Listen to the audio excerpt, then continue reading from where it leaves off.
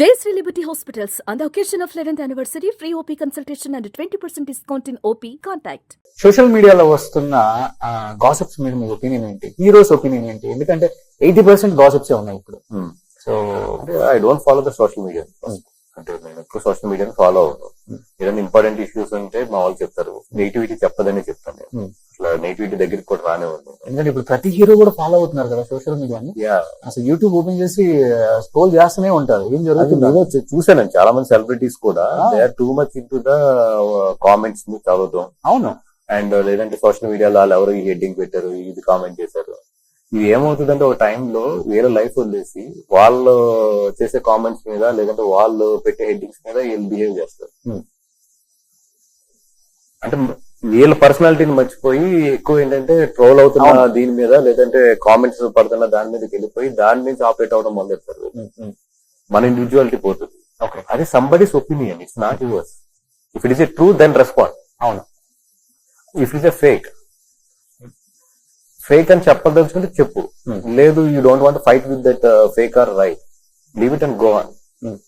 ఎందుకంటే సోషల్ మీడియాలో మనకు ఉన్న అడ్వాంటేజ్ కూడా ఈ రోజు ఏంటంటే 4-5 రోజులే టాపిక్, అంతే మ్యాక్స్ 1 month. నీకు రైట్ టైం వస్తుంది. రైట్ టైం వచ్చినప్పుడు ఇది నిన్ను నిజంగా డ్యామేజ్ చేసింది. రైట్ టైం వచ్చినప్పుడు దాన్ని కరెక్ట్ టైంలో ఆన్సర్ చేస్తుంది. అంతే తప్పితే ఇప్పుడు అనవసరంగా చిన్న చిన్న విషయాలకి ఎక్కువ ఫైట్ చేసి అనవసరం ఎనర్జీ వేస్ట్ చేసుకోవద్దని నా ఫిలాసఫీ. అంతే. సో యాజ్ ఏ ప్రొడ్యూసర్ గా చెప్పండి, cinema collections producer day by day రోజుకి ఒకటి సో గ్రాస్ అని రాసినే ఉంటారు. మనం చూసాం పుష్ప కూడా 20,000 కోట్ల పైన 1,500 కోట్లు. బట్ ఈ ఐటీ రైట్స్ జరిగింది. యాజ్ ఏ ప్రొడ్యూసర్ గా మీకు ఏమనిపించింది? పుష్ప సంబంధించి, మైత్రికి సంబంధించి, దిల్ రాజు గారికి సంబంధించి.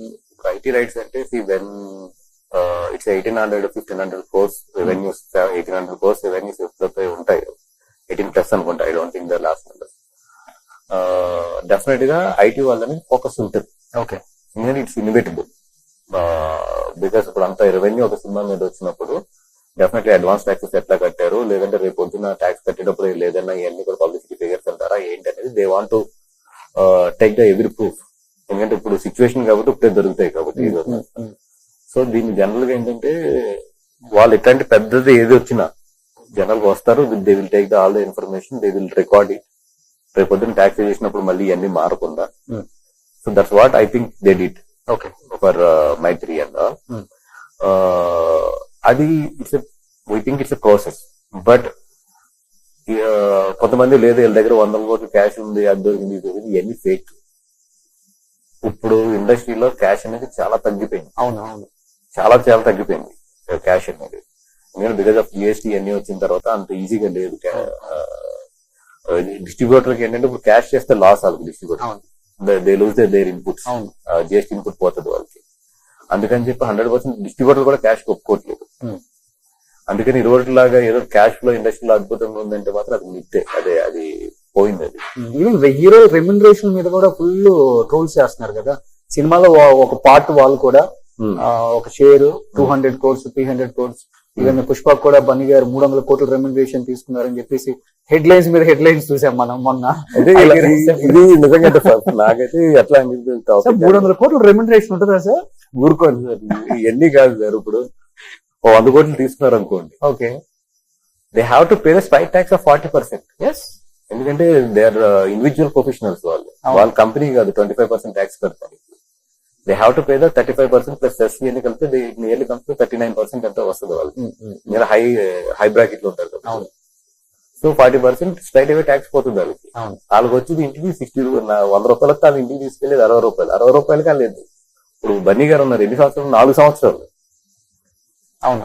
అందరూ పుష్పకి ఇంత రెమ్యునరేషన్ అని చూస్తున్నారు, కానీ పుష్ప అనేది 5 సంవత్సరాల ప్రాజెక్ట్ అది. అండ్ పోతే ట్యాక్స్ పోతే 5 సంవత్సరాలు డివైడ్ చేస్తే ఎంత వస్తుంది? అది అంతే. దానికన్నా మామూలు ఎక్కువ సంపాదిస్తారు. అవును. అందుకంటే అందరూ సినిమా అంటే సినిమా కింద చూస్తారు తప్ప దాని వెనకాల దేర్ ఎఫర్ట్ ఇస్ 3 years కదా. అవును. ఇప్పుడు సుకుమార్ గారు ఉన్నారు, ఆయన తీసుకున్న రెమ్యునరేషన్ అంటే రంగస్థలం తర్వాత ఆయన మళ్ళీ పుష్పయే. రంగస్థలం ఎప్పుడు వచ్చింది? వాళ్ళకున్న వ్యాపకం కూడా సినిమానే ఏముండవు. వీళ్ళకి వేరే బిజినెసెస్ కూడా ఏముండదు. ఒక యాక్టర్ అన్నాక వేరే బిజినెసెస్ ఒక స్టేజ్ కి వెళ్ళి రిటైర్డ్ అయ్యే స్టేజ్ లో చేసుకోగలరు తప్ప when they are ongoing they can't do the other businesses. వాళ్ళకి అంత ఉండదు. ఒకవేళ నిజంగా చేసినా కూడా అవతల ఎత్తుకెళ్ళిపోవచ్చు పని అంత ఈజీ, ఎందుకంటే వీళ్ళు పట్టించుకున్నంత టైం కూడా ఉండదు. అవును. సో ఇప్పుడు పెద్ద పెద్ద ప్రాజెక్టులకి కేర్ ఆఫ్ అడ్రస్ అంటే మనం గీతా ఆర్ట్స్ అని అక్కడ చూపిస్తాం, లెఫ్ట్ లో ఉంది ఇదే ఆఫీస్, వెళ్ళండి లోపలికి అంటాం.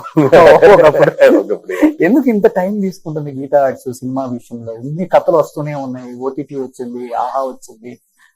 అంటే ఇప్పుడు అరవింద్ గారు సినిమా సేఫ్ కాదని ఒక సైన్ మీరే చెప్తున్నారా లేకపోతే ఏంటి? స్టేక్ పెరిగిపోయింది కదండి. అంటే ఇప్పుడు ఈ వరకు సినిమా అంటే 50 కోట్లు 60 కోట్లు మ్యాక్స్. అవును.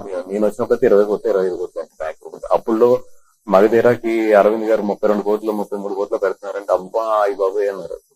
అంటే ఈ వెరీ హ్యూజ్ సినిమా. టుడే పెద్ద సినిమా తీయాలంటే 500 కోర్స్. అవును. 500 కోర్స్ లేకుండా మనం పెద్ద సినిమా తీయలేం today with remunerations and everything. Stake పెరిగిపోయింది. సో అంత రిస్క్ అరవింద్ గారు చెయ్యాలా లేదా అనేది ఆయన ఏజ్ గాని ఆయన ఒక చేసేసిన తర్వాత it's up to pure his call. నా వరకు వస్తే I'm so happy what I'm liking.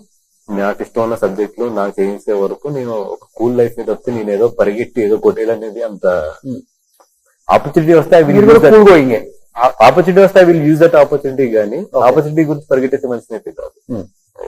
So ఎప్పుడు కూడా పరిగెట్టలేదు. నాకు ఏంటంటే నా డెస్టినీ నన్ను తీసుకెళ్తూనే ఉంది, దాంతో నాకు దొరికింది నేను బాగా యూజ్ చేసుకున్నాను తప్పితే నేను అక్కడికి వెళ్ళాలని టార్గెట్ పెట్టి పరిగెట్టింది అయితే ఎప్పుడు లేదు.